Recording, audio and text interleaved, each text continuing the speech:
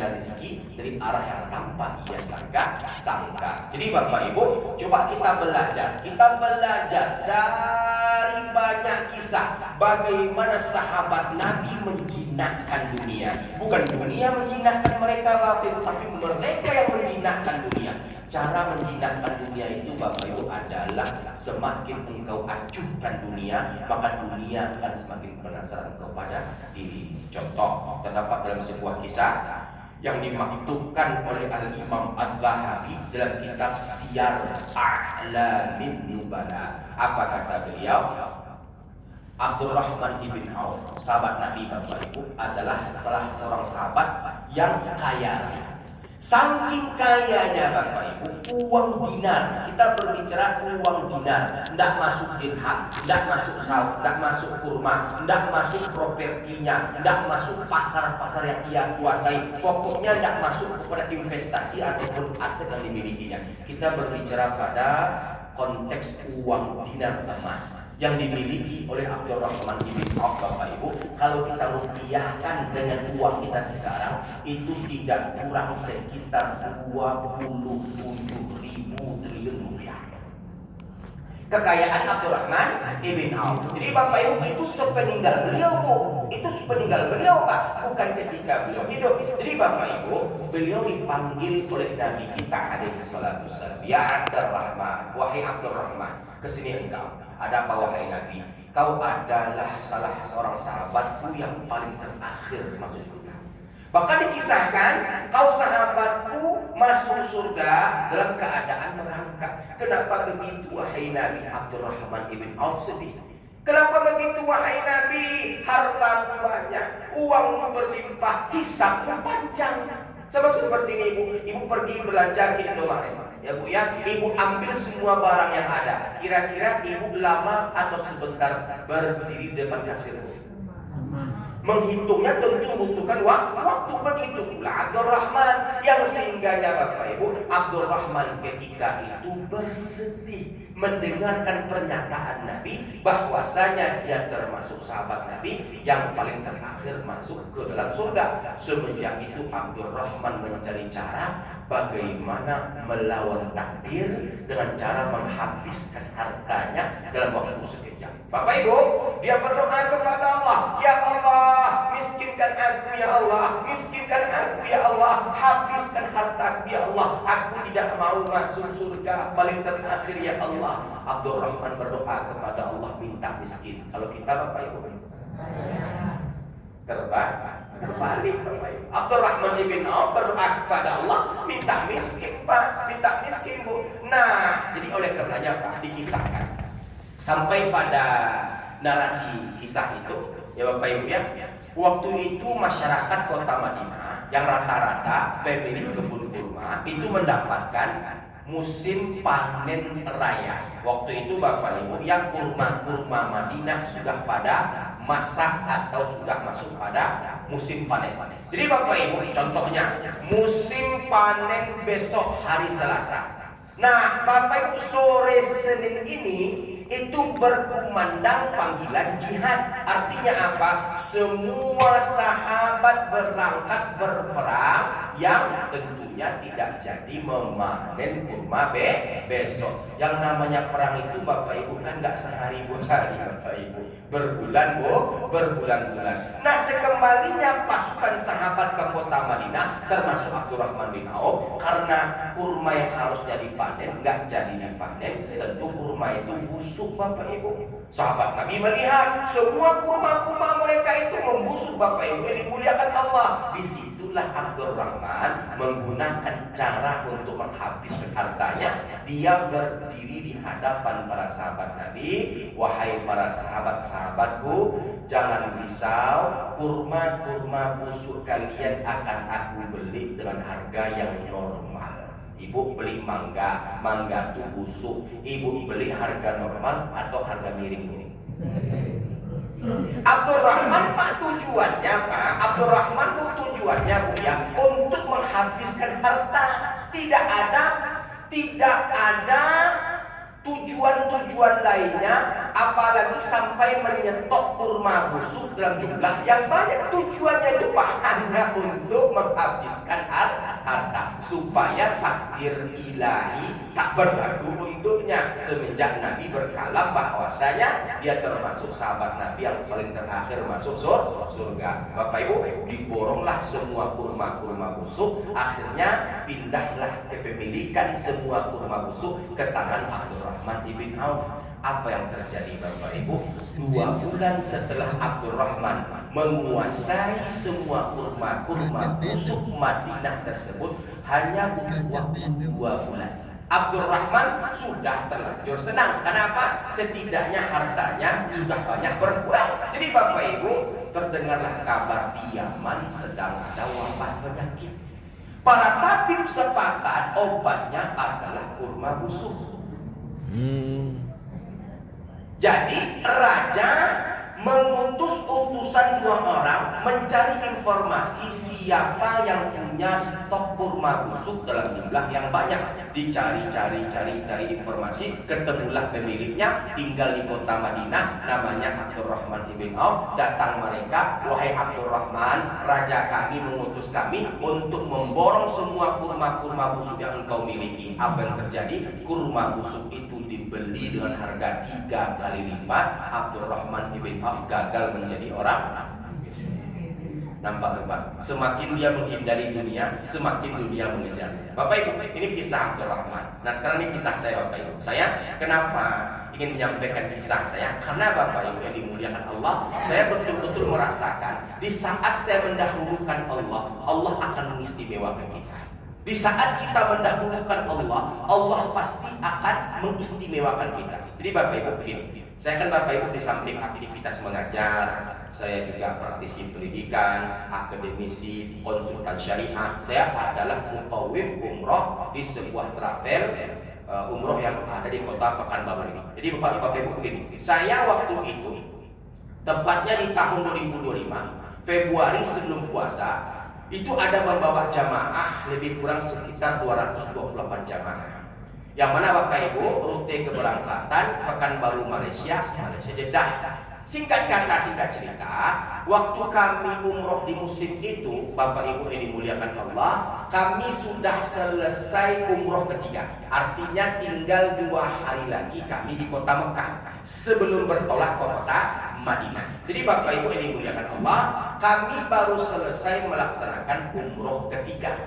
Nah, baru keluar dari tempat mas'ar, tempat sa'i, ada seorang perempuan, beliau berdomisili di Tembilahan Parit 10 kalau saya tak salah, mendekati saya. Ustaz, ya, Ustaz bisa melakukan badal umroh atas nama almarhumah ibu saya? Oh bisa Pak. Berapa biayanya Ustaz? 2.500.000. Bapak Ibu, yang namanya badal tentunya adalah jasa. Jasa yang telah disepakati oleh kantor adalah 2.500.000. Ditambah lagi ongkos ke At-Tanaim, Masjid Sayyidah Aisyah itu Bapak Ibu yang kita naik taksi bolak-balik 2.500.000 rupiah. Mbak, kenapa Mbak? Oh kalau begitu Ustaz, iyalah Ustaz, tolonglah badal umrohkan almarhumah ibu saya, namanya almarhumah Ngadinem binti Ponijo.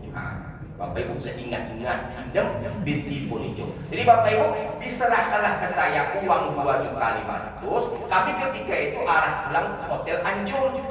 Uang 2.500.000 saya gulung-gulung Pak di bawah kain ihram yang ada pada bagian bawah Bapak Ibu. Nah kenapa? Karena waktu itu kan kita nggak pakai hal-hal yang sifatnya berjahit.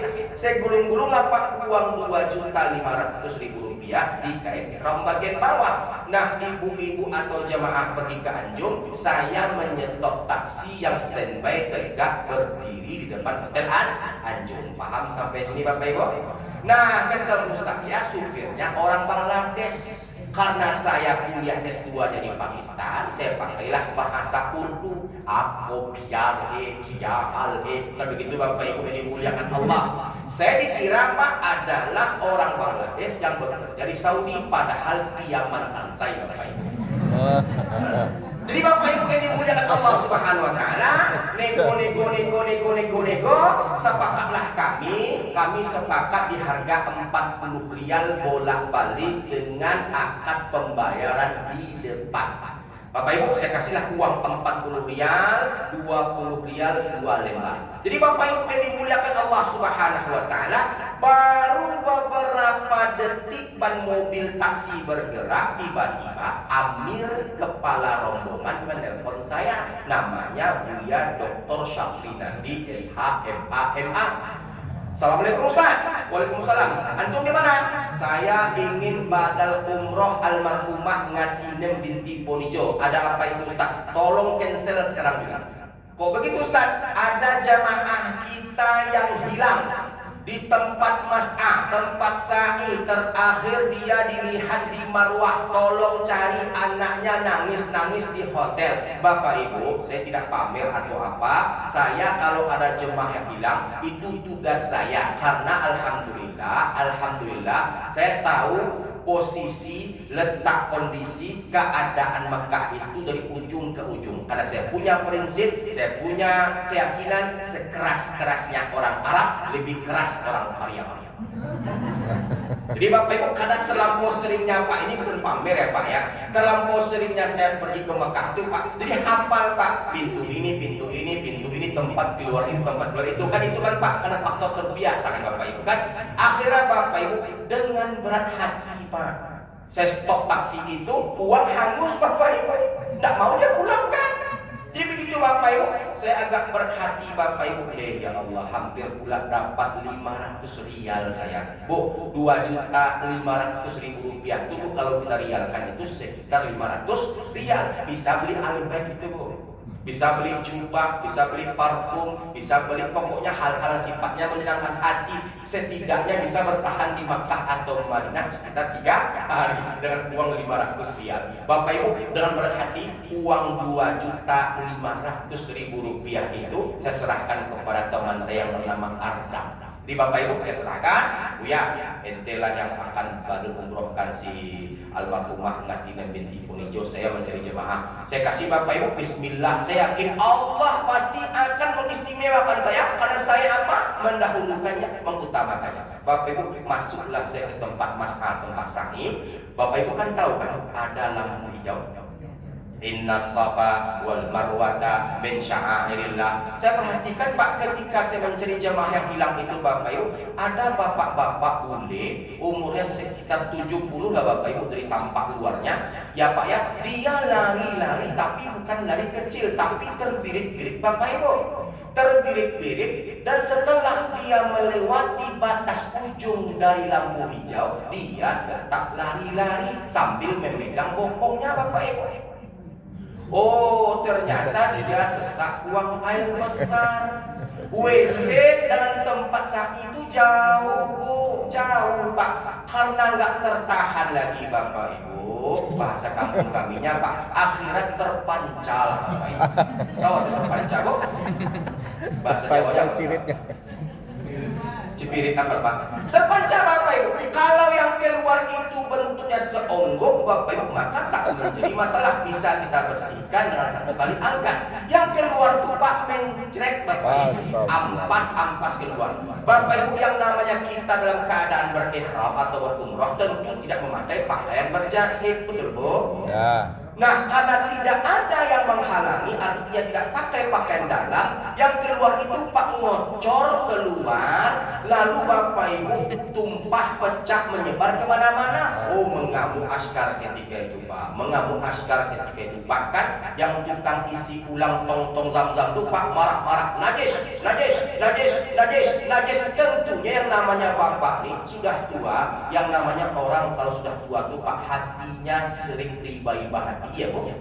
Tiba hati Bapak nih Pak, saya tengok-tengok wajah seperti menahan tangis. Akhirnya saya dekati, where do you come from? I'm from Melbourne, Australia. Kata Bapak Ibu, kenapa kau umroh sendiri? Saya bukan umroh sendiri, tapi saya umroh bersama keluarga. Saya tersesat untuk mencari keluarga saya. Saya nggak tahu di mana keluarga saya sekarang. Kata dia kepada saya, iba hati saya Bapak Ibu. Akhirnya apa?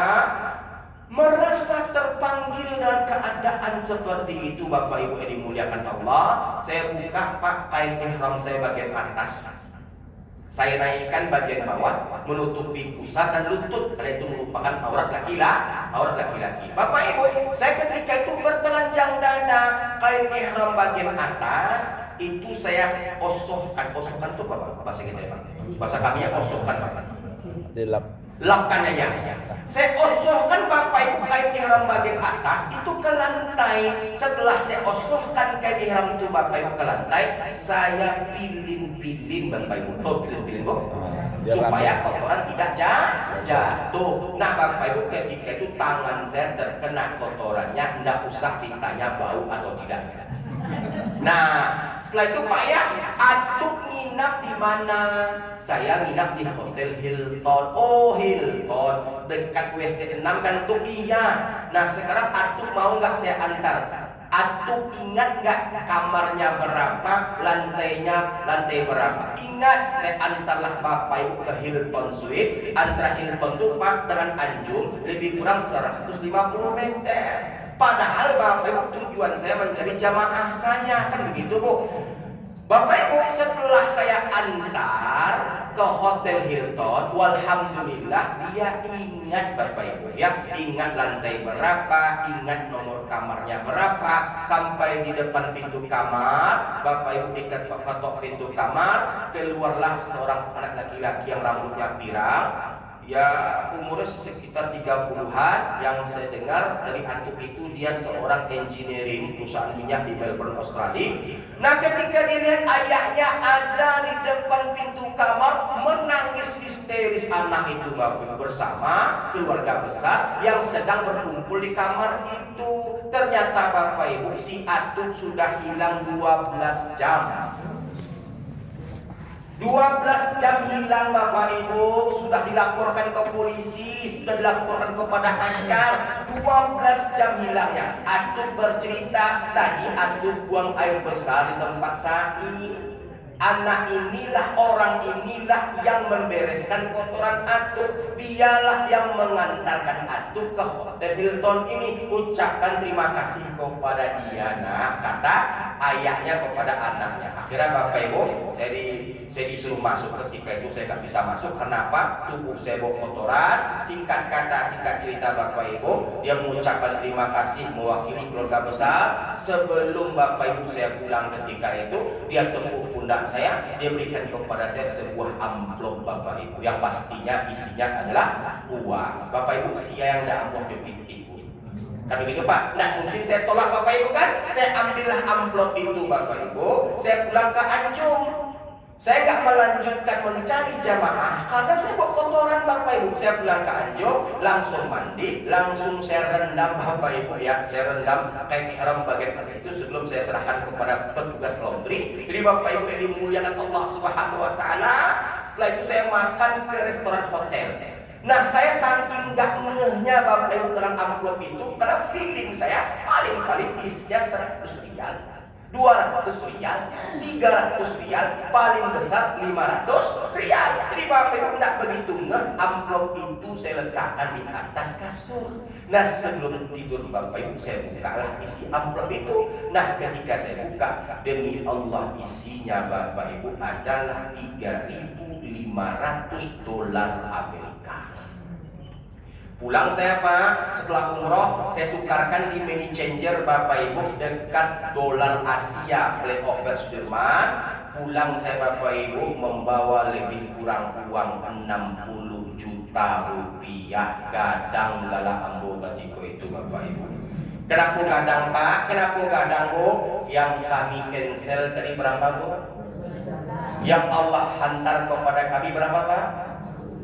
Wa may yattaqillaha yaj'al lahu makhraja wa yarzuquhu min haitsu la yahtasib. Yakinlah kepada Allah, ketika dunia kau kesampingkan, maka dunia akan mengejarmu. Ketika dunia kau acuhkan, maka dunia akan mencarimu. Tapi ketika kau kejar dunia, maka dunia akan semakin lari dari dirimu. Jadi oleh karenanya Bapak Ibu, kita yang telah melewati usia 40 tahun, kurang-kurangi ambisi terhadap dunia secara berlebihan. Yang kedua, untuk kita yang telah melewati usia 40 tahun, kurangi bertengkar dengan orang lain. Kenapa begitu Ustaz? Pak, harusnya kita kalau sudah melewati usia 40 tahun ya Pak ya, kita semakin bertambah lemah lembut, bukan semakin garang sama orang Pak. Setelah kita melewati usia 40 tahun, artinya sudah banyak pelajaran, pengajaran, pengalaman yang kita temukan dalam manis pahitnya kehidupan. Betul Pak? Betul Pak? Nah maka oleh karenanya Bapak Ibu, kurangi bertengkar dengan orang lain. Satu musuh itu terlampau banyak, 1000 teman terlampau sedikit. Bu, kalau kita punya musuh itu ya Bu ya, mati langkah kaki kita. Pak, kalau kita punya musuh itu Pak, mati langkah kaki kita Pak. Contohnya, yuk kita hadir kajian di Musola Haji Asmen. Ada si Anu, nggak usah lagi. Nah, kan begitu kan Pak? Yuk kita pergi arisan. Ada si Anu, nggak usah lagi. Yuk kita pergi goro. Ada si Anu, nggak usah lagi. Mati kan Bapak Ibu langkah kaki kita. Artinya apa? Permusuhan itu akan mempersempit rezeki kita, akan menghilangkan keberkahan hidup. Kalau anak muda yang bertengkar, orang maklum, orang paham. Biasalah anak muda, darah muda, kan begitu Bapak Ibu. Tapi kalau orang tua yang bertengkar, orang tak maklum. Contohnya Bapak Ibu, saya bulan Juli kemarin, tadi ya, Ahad pekan pertama subuh, saya ngisi kajian Pak di sebuah masjid jalan Tanggerang Tengah itu Pak, di dekat Wonosari Tanggerang Tengah. Tak usah kami sebutkan nama masjidnya. Jadi Bapak Ibu, waktu itu habis kajian, pengurus menghidangkan sarapan pagi, gulai paku, lontong gulai paku khas orang Lubu Alor. Lontong gulai paku khas orang Lubu Alor. Jadi Bapak Ibu, kami makan lontong lah pagi itu setelah kajian. Nah di pertengahan kajian Bapak Ibu yang dimuliakan Allah, di pertengahan kajian terjadi pertengkaran. Ribut berkelahi. Maka setelahnya Bapak Ibu saya tengok, oh ternyata yang bertengkar itu adalah kakek umur 72 tahun dengan kakek umur 68 tahun. Hendak beradu tinju nih Pak antara dua kakek ini. Tentu saya stop Bapak Ibu. Atuh, kenapa tuh bertengkar? Atuh umur 72 nih Pak ya, saking emosinya sampai menggigit tangannya Pak untuk memukul atuh yang umur 68 tahun. Saking emosinya Pak, sudahlah nggak ada tenaga, nggak punya stamina, emosi dipaksakan. Kenapa tuh emosi? Apa permasalahannya? Apa problemnya tuh? Sebutkan kepada saya. Nggak boleh bertengkar tuh. Atuh sudah tua. Iya Pak Ustaz, diambilnya kerupuk saya Pak Ustaz. La haula wala quwwata illa billahil aliyyil azim.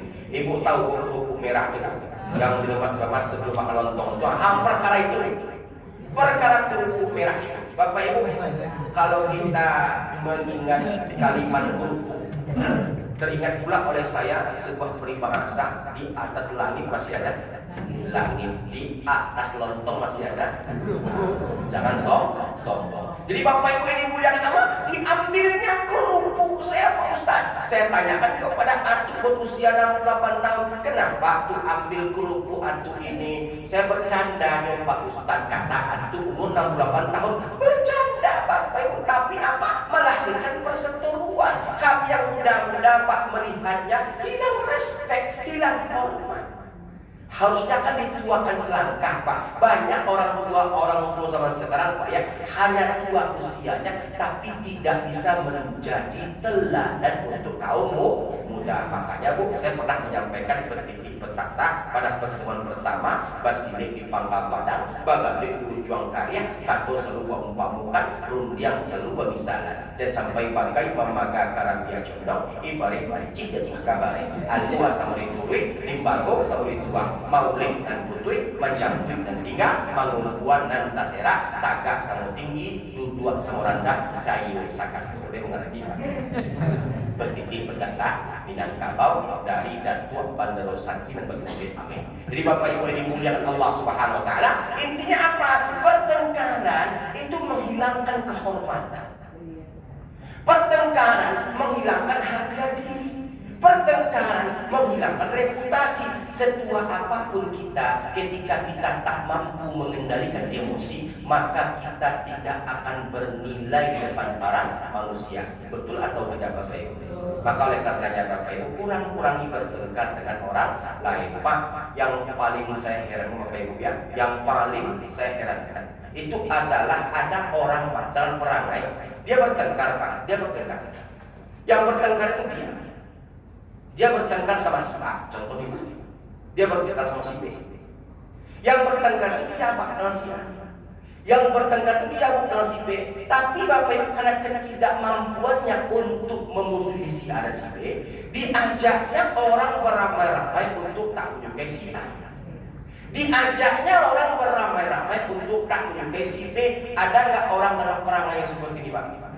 Ada nggak Bu? Dia nggak mampu Pak memusuhi si A, nggak mampu memusuhi si B, tapi diajaknya orang beramai-ramai untuk memusuhi si A, untuk memusuhi si B. Orang seperti ini, pada kajian pertama kita kemarin, orang seperti ini kalau tak bertaubat kepada Allah, matinya pasti dalam keadaan su'ul khatimah. Kenapa? Punya perilaku namam, yaitu adu domba. Jadi Bapak Ibu, kita yang telah melewati usia 40 tahun, kurangi bertengkar dengan orang lain. Yang ketiga Bapak Ibu, kurangi mencampuri hidup atau urusan orang lain. Ini Pak, kita yang telah melewati usia 40 tahun, kurangi mencampuri hidup dan urusan orang lain. Bapak Ibu, betul atau tidak? Kalau betul tolong betulkan, kalau tidak mohon koreksi. Betul atau tidak? Semakin sedikit kita tahu tentang aib orang lain, semakin sedikit kita tahu tentang urusan orang lain, maka semakin tenang hidup kita. Betul atau tidak Bapak Ibu? Artinya apa? Semakin banyak kita tahu tentang hidup orang lain, semakin banyak kita mengurusi urusan orang lain, maka semakin bermasalah hidup kita. Contoh, ketika disuruh jadi ketua masjid tak mau, jadi bendahara tak bisa, jadi sekretaris tak bersedia. Tapi ketika ada orang yang bersedia, dikacau-kacau. Ya Bapak Ibu, ada nggak orang seperti ini?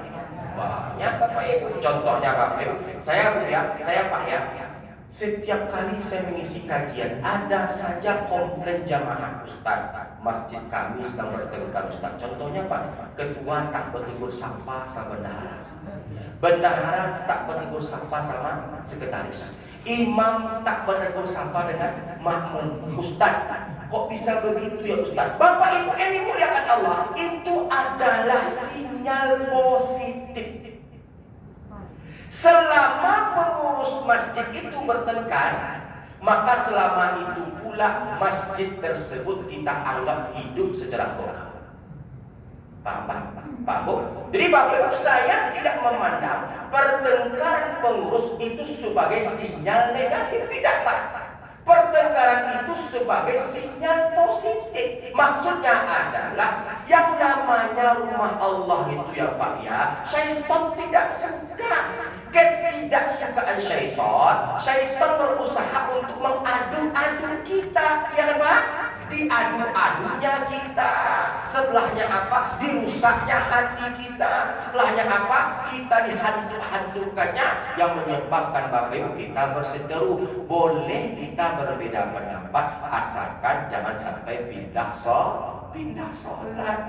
Kan begitu Pak, kita berbeda pendapat, kita bertengkar, kita berselisih, setelahnya apa? Kita pindah masjid, kita pindah sholat. Nah, boleh seperti itu Pak. Boleh kita berbeda pendapat, putus silaturahmi jangan. Artinya apa Bapak Ibu? Selama pengurusnya berselisih dalam hal-hal yang sifatnya berkemajuan, maka selama itu pula masjid tersebut kita anggap hidup secara program. Tapi kalau pengurus tak lagi berselisih Pak ya, maka kita khawatirkan Bapak Ibu tak ada pertumbuhan atau perkembangan yang ada pada program-program yang berjalan di masjid tersebut. Dapat dipahami Pak? Dapat dipahami Bu? Jadi semakin sedikit kita tahu tentang hidup ataupun urusan orang lain, maka semakin tenang hidup kita. Maka oleh karena itu Bapak Ibu, para ulama kita itu mengatakan, kalau kau masuk masuk rumah seseorang, masuklah dalam keadaan buta, masuklah dalam keadaan tuli. Maksudnya apa? Apa yang kau lihat jangan kau sampaikan, apa yang kau dengar jangan kau ceritakan, kan begitu Pak. Jadi oleh karena itu terkadang Bapak Ibu kita ini latah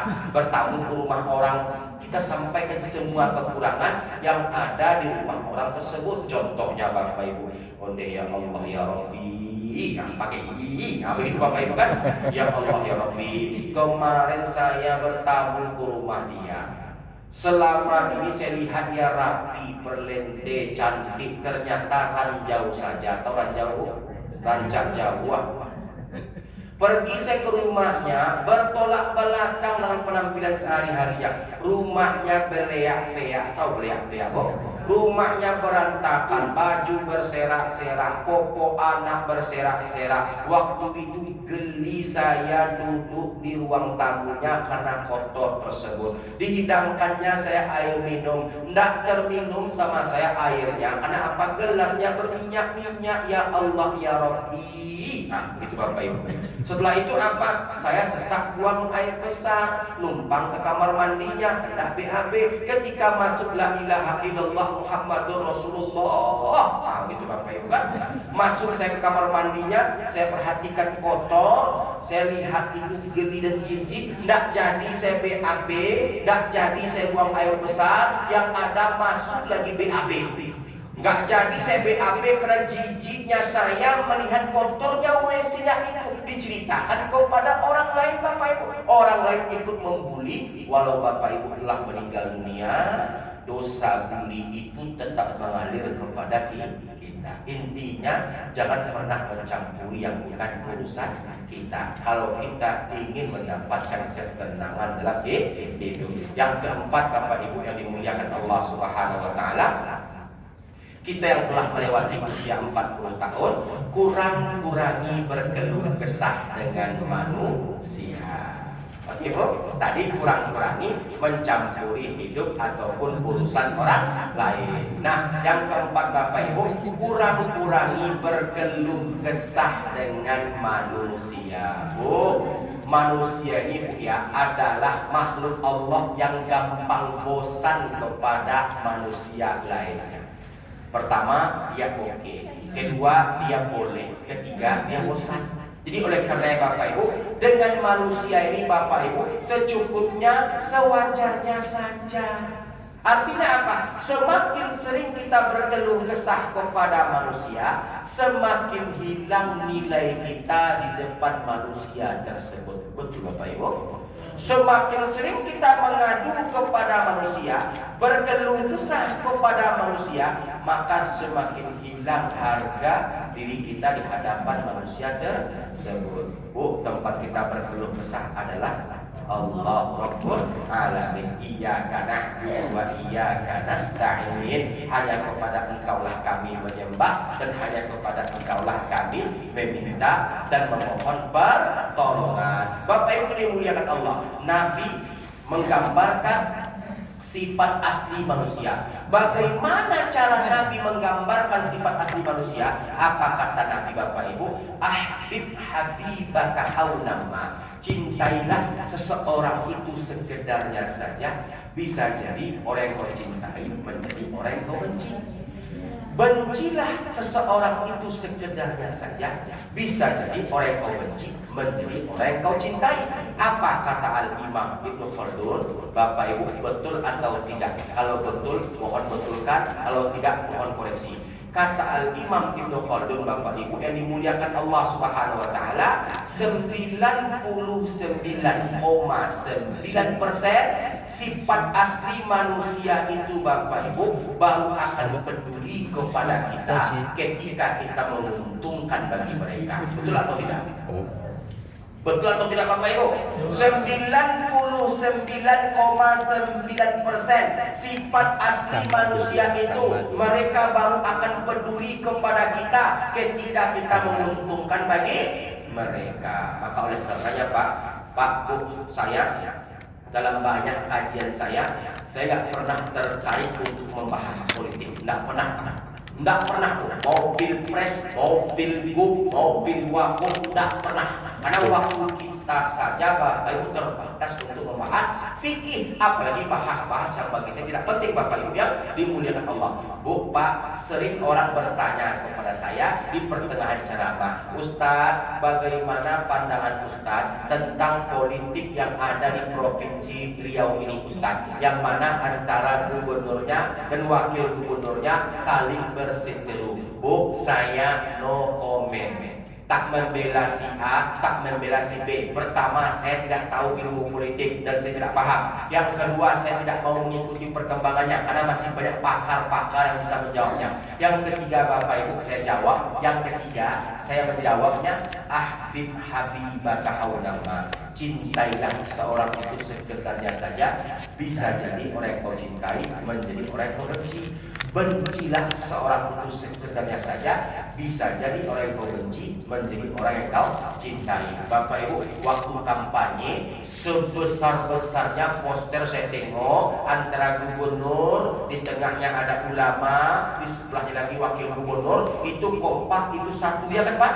Poster sebesar-besarnya Bapak Ibu dipajang, dipampang di pinggir-pinggir jalan, semua kita melihatnya. Siapa yang salah Ustaz? Tidak ada yang dapat kita salahkan. Tuan guru kita tidak salah. Yang pertama tidak salah, yang kedua tidak salah. Yang sekarang ini adalah coba ambil ibrah ataupun pelajarannya. Cintailah seseorang itu sekedarnya saja. Bisa jadi orang yang kau cintai menjadi orang yang kau benci. Bencilah seseorang itu sekedarnya saja. Bisa jadi orang yang kau benci menjadi orang yang kau cintai. Bapak Ibu, yang kita cintai itu secara ugal-ugalan adalah Allah Rabbul Alamin yang tidak akan pernah mengecewakan kita.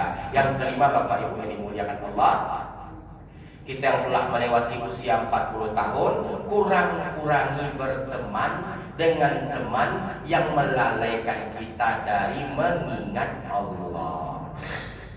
Kurang-kurangi Pak. Bu, betul atau tidak? Semakin bertambah usia kita, semakin sedikit teman yang satu frekuensi dengan kita. Betul Bu? Pak, betul atau tidak? Semakin bertambah usia kita, semakin sedikit teman yang satu frekuensi dengan kita. Kita Pak lebih suka menyendiri ketimbang kumpul ramai-ramai. Betul Bapak Ibu?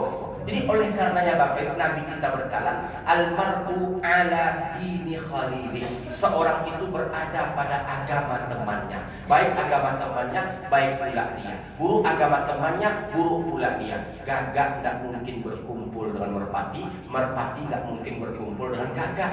Gagak pasti berkumpul dengan gagak, merpati pasti berkumpul dengan merpati. Orang baik pasti berkumpul dengan orang baik, orang buruk pasti berkumpul dengan orang buruk. Bapak Ibu, ketika kebaikan mendominasi, maka kebaikan bisa mengalahkan keburukan. Ketika keburukan mendominasi, maka keburukan bisa mengalahkan kebaikan. Contoh, saya berikan satu analogi untuk kita semua. Bu, ada satu mobil berangkat dari kota Pekanbaru, mobil Innova contohnya Pak, berisikan 7 orang, satu supir 6 penumpang. Tujuannya ke Padang, destinasi wisata. Nah, mereka ini Bapak Ibu yang 7 orang ini sampai di Masjid Raya Pangkalan. Tahu Bu? Berkumandang adzan. Allahu Akbar, Allahu Akbar. Satu yang sholat, 6 yang tidak. Yang satu berkata kepada yang 6, yuk kita berhenti sebentar mengerjakan sholat. Yang 6 karena tidak sholat menjawab, kalau kau mau sholat silakan saja, kalau kami tinggal. Kira-kira Bapak Ibu, siapa yang menang, siapa yang kalah? Pastinya yang satu karena takut ditinggal, akhirnya ikut dengan yang 6. Kan begitu Pak, kan begitu Bu. Sekarang kita balik logikanya, 6 yang sholat, 1 yang tidak. Tadi 1 yang sholat, 6 yang tidak. Sekarang 6 yang sholat, 1 yang tidak. Ketika berkumandang adzan di Masjid Raya Pangkalan, Allahu Akbar, Allahu Akbar. Yang 6 berkata kepada yang 1, yuk kita berhenti sebentar mengerjakan sholat. Bapak Ibu, kira-kira apa jawab yang satu? Yuklah, walaupun terpaksa ya Pak, daripada disuruh menjaga sendal Pak, Daripada disuruh menjaga mobil, Bu, bagus ikut berjamaah dengan yang enam. Jadi Bapak Ibu ya, artinya apa? Ketika kebaikan mendominasi, kebaikan bisa menyingkirkan keburukan. Ketika keburukan mendominasi, keburukan bisa mengalahkan kebaikan. Atau beginilah Bapak Ibu, apa yang terbesit pada pikiran kita ketika saya menyebutkan nama jalan Pangeran Hidayat? Pangeran.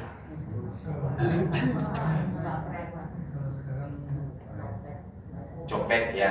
Narkoba, oke. Reklame, Bu? Ya. Kita berbicara apa, Bu?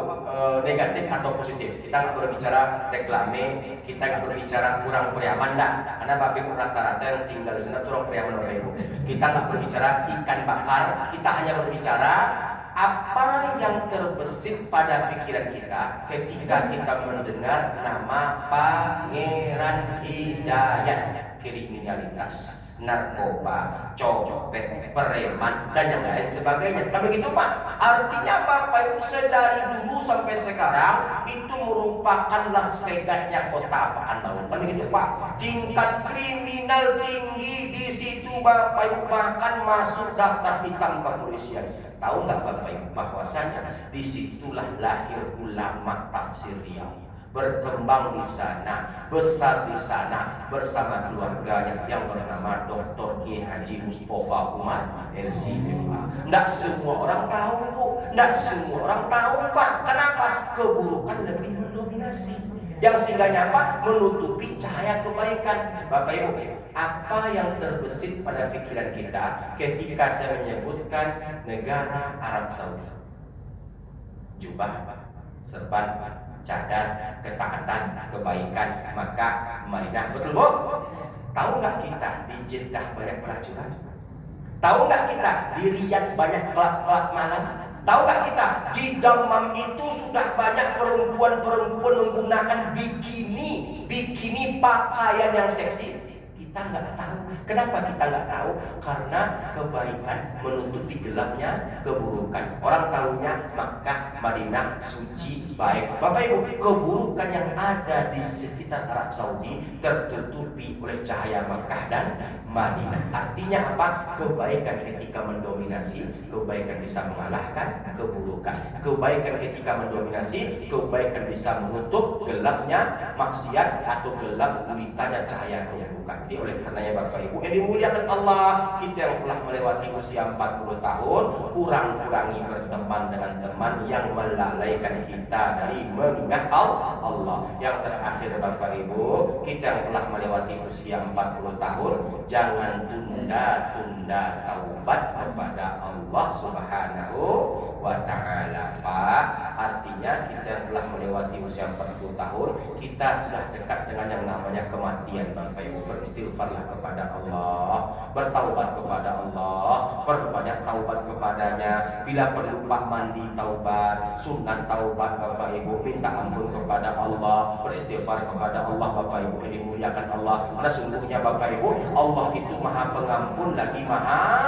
Pengasih lagi Maha Penyayang. Gunakan kesempatan yang Allah berikan untuk kita kembali kepada Allah Subhanahu wa ta'ala. Nabi kita bersabda, istaghfiru fa inni astaghfirullah fil yaumi atamarrah. Minta ampunlah kalian kepada Allah. Anak aku minta ampun kepada Allah 100 kali dalam satu hari, kata Nabi. Jadi oleh karena Bapak Ibu, sebagai hidangan penutup, mari sama-sama kita beristighfar kepada Allah dengan membaca Astaghfirullah Rabbal baraya, Astaghfirullah minal khataya, Astaghfirullah Rabbal baraya, Astaghfirullah minal khataya. Itulah 6 hal yang harus kita kurang-kurangi, kita yang telah melewati usia 40 tahun. Insya Allah pertemuan bulan berikutnya kita masuk kepada 6 hal yang harus kita perbanyak perbanyak kita yang telah melewati usia 40 tahun. Tadi kita bahas 6 hal yang harus kita kurangi kita yang telah melewati usia 40 tahun. Besok akan kita bahas 6 hal yang harus kita perbanyak kita yang telah melewati usia 40 tahun. Bapak Ibu, mari kita berdoa kepada Allah untuk kesempurnaan kaji kita pada pagi hari ini. Ila hadratin Nabi Mustafa Muhammadin sallallahu alaihi wasallam wa ila jami'il arwahil muslimin wal muslimat al mu'minin wal mu'minat min masyariqil ardi ila magharibiha, khususan ila arwahi abaina wa ummahatina wa ajdadina wa asatidatina wa khususan ila ruhil haji Asmin. Al-Fatihah.